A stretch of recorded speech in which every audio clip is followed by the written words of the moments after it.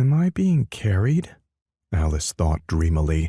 Her eyes were still closed, but the fog of sleep was lifting. As it did, panic started to settle in its place. She mentally scanned her body, not yet able to move, but gaining more awareness with each minute. Someone very large was indeed carrying her.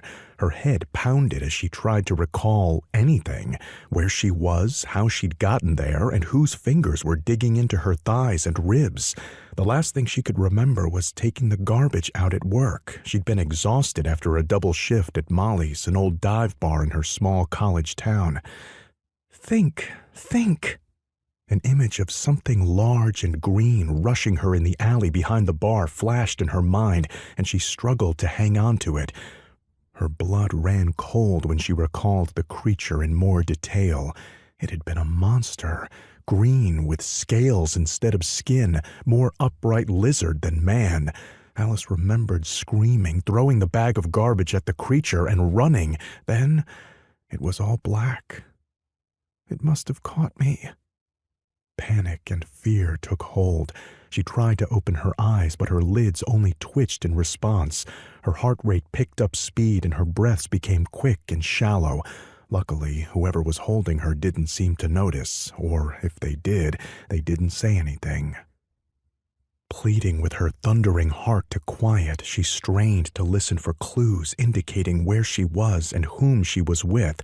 The sound of 2 sets of heavy footsteps echoed around her, and her cheek rested on a hard chest. She needed to get away. Can I even move? The instinct to wiggle her fingers and toes to make sure she wasn't paralyzed ate at her. She forced herself to remain still, knowing she couldn't risk it. Instead, Alice gently clenched and relaxed every part of her body she could, hoping to appear more or less still. Blood flowed through her numb limbs, making them tingle. The more she worked the muscles, the easier it became. She inhaled, taking in the cold, stagnant air. It reminded her of being on an airplane. She'd only flown a handful of times, but the stale scent of crisp, filtered air always stood out to her. Was there no fresh air in this place either? When she finally lifted her lids a fraction, she squinted at whoever or whatever was carrying her.